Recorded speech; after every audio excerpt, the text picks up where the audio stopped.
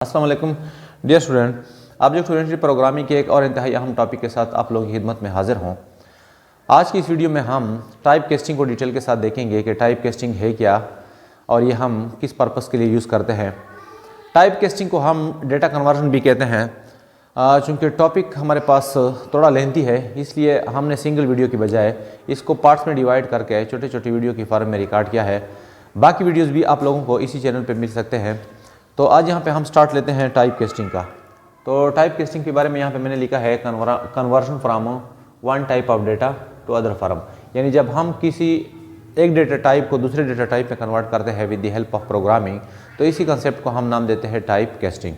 आप लोगों को पता होगा कि हमारे पास C++ में दो तरह के डेटा है। एक को हम कहते हैं बेसिक डेटा टाइप, जिसको हम प्रिमिटिव भी कहते हैं, बेसिक डेटा टाइप, और दूसरा हमारे पास है यूज़र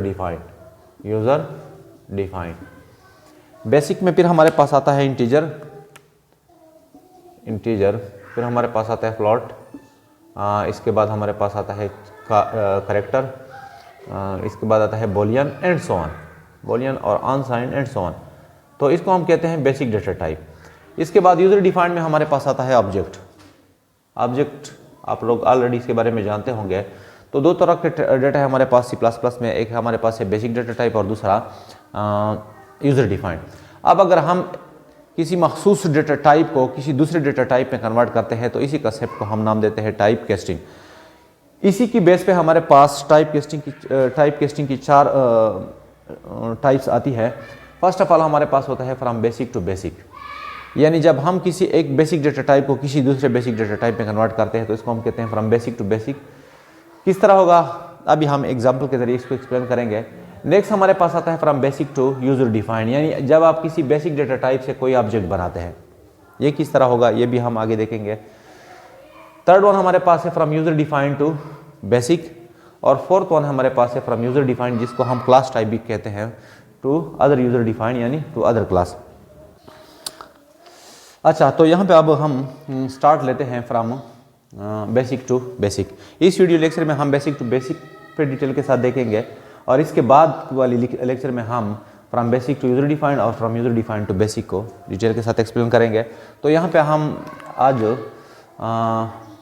एक्सप्लेन करते हैं from basic data type two basic data type. Directly यहाँ पे मैं एक प्रोग्रामिंग कोड लिखता हूँ, इसके ज़रिए एक्सप्लेन करता हूँ, तो आप लोग देखते जाए।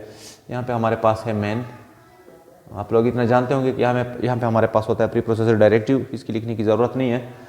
तो यहाँ पे हम एक वेरिएबल डिक्लेयर करते हैं इंट a, और इसको वैल्यू हम देते हैं 70। एक और वेरिएबल 4, यहाँ पे b is equal to a, और यहाँ पे सी आउट b। तो अब ज़रा देखें, फर्स्ट ऑफ ऑल ये वाला स्टेटमेंट देखें। जब हम ये वाला स्टेटमेंट लिखेंगे तो सपोज कर लिया हमारे पास है रैम, तो रैम में हमारे पास मेमोरी एलोकेट होती है ए के लिए, और इसमें हमने वैल्यू स्टोर की कितनी, 70। ये हमारे पास हो गया एक वेरिएबल। दूसरा वेरिएबल हमने यहाँ पे लिखा है 4, तो 4b का मतलब है कि एक और वेरिएबल यहाँ पे डिक्लेयर हो जाए जिसका नाम हो b। तो b में हम क्या करते हैं, देखते जाए यहाँ पे b is equal to a, यानी a में जो वैल्यू है वो असाइन हो जाए b को। a में वैल्यू क्या है, 70। जब यहाँ पे ये b में असाइन होती है तो b तो हमारे पास करेक्टर है, तो इसको तो हम करेक्टर वैल्यू देंगे। तो याद रखें कि जब ये इंटीजर वैल्यू यहाँ पे इसको असाइन होती है तो ऑटोमेटिकली इससे कोई करेक्टर बनेगा।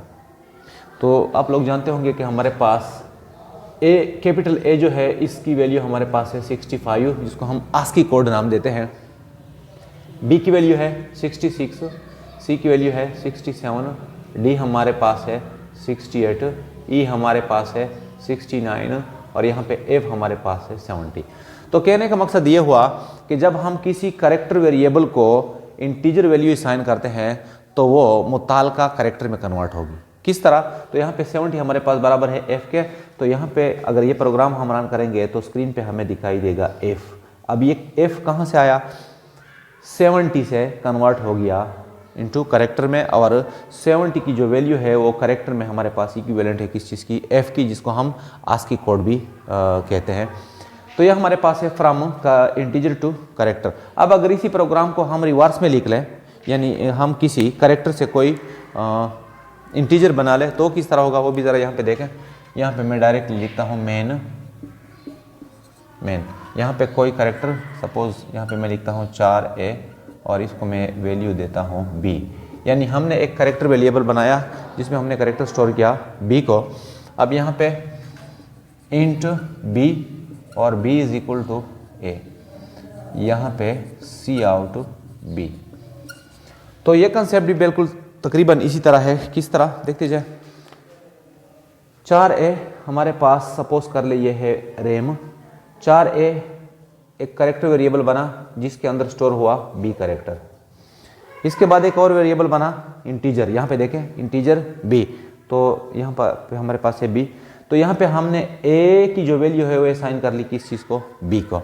तो a में हमारे पास क्या है b, और जब हम ये वैल्यू असाइन करते हैं b को और b हमारे पास है इंटीजर, तो जब ये वैल्यू यहाँ पे जाएगी तो ऑटोमेटिकली ये इंटीजर में कन्वर्ट होगी। और जिस तरह मैंने जिक्र किया कि a की वैल्यू हमारे पास है 65 तो b की वैल्यू हमारे पास हो जाएगी 66। तो यहाँ पे हमारे पास ये वैल्यू हो जाएगी 66। अब यहाँ पे हमें स्क्रीन पे दिखाई देगा क्या 66। तो इसी चीज़ को हम कहते हैं टाइप कैस्टिंग। ये हमारे पास है from one basic data type, यानी करेक्टर से हमने कन्वर्ट किया किस चीज़ में, इंटीजर में। इसी चीज़ को हम कहते हैं टाइप कैस्टिंग। बाकी आप इंटीजर को फ्लोट में भी कन्वर्ट कर सकते हैं, फ्लोट को इंटीजर में कन्वर्ट कर सकते हैं, एंड सो ऑन। ये आपस में इंटरचेंज हो सकते हैं। साथ साथ ये पॉइंट भी नोट कर ले कि अगर हमारे पास इस तरह की सिचुएशन हो कंपाइलर इसको ऑटोमेटिकली इसमें कन्वर्ट कर ले, तो इसको हम नाम देते हैं इम्प्लिसिट टाइप कैस्टिंग। क्या नाम देते हैं, इम्प्लिसिट टाइप कैस्टिंग। जब एक डेटा टाइप कंपाइलर ऑटोमेटिकली किसी दूसरे में, यहाँ पे ऑटोमेटिकली हो रहा है ना, लेकिन अगर हम इस तरह कर ले, ये भी ज़रा देखें कि एक और प्रोग्राम यहाँ पे मैं लिखता हूँ, आप लोग देखते जाए।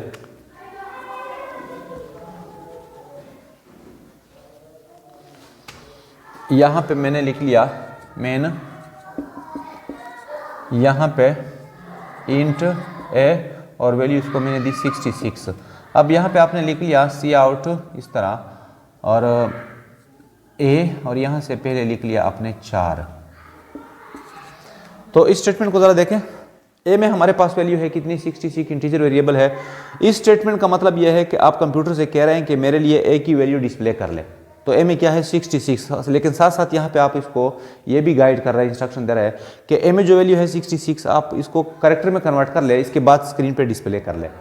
तो यहाँ पे ऑटोमेटिकली हमारे पास a की जो वैल्यू है 66 ये कन्वर्ट हो जाएगी करेक्टर में। और अभी मैंने जिक्र किया कि 66 बराबर है b के, तो यहाँ पे स्क्रीन पे दिखाई देगा b। तो इस किस्म के कन्वर्जन को हम कहते हैं एक्सप्लिसिट। एक्सप्लिसिट का मतलब होता है ऑन डिमांड, यानी ये हमने डिमांड पे किया और वहाँ पे क्या हो रहा था, यहाँ पे ऑटोमेटिकली कन्वर्ट हो रहा था। तो ऑटोमेटिकली हम कहते हैं इम्प्लिसिट टाइप कैस्टिंग, और यहाँ पे इसको हम कहते हैं एक्सप्लिसिट टाइप कैस्टिंग। आप बाकी को भी इस तरह कन्वर्ट कर सकते हैं, यानी करेक्टर से आप इंटीजर में, फ्लोट से इंटीजर में, एंड सो ऑन। तो डियर स्टूडेंट, ये था हमारे पास आज का टॉपिक कि टाइप कैस्टिंग है क्या और फ्रॉम बेसिक टू बेसिक हम किस तरह कन्वर्जन करते हैं। नेक्स्ट वीडियो में हम from basic to user defined और from user defined to basic को डिटेल के साथ देखेंगे। तो मिलते हैं फिर नेक्स्ट वीडियो में। आज के लिए बस इतना ही। अल्लाह हाफिज़।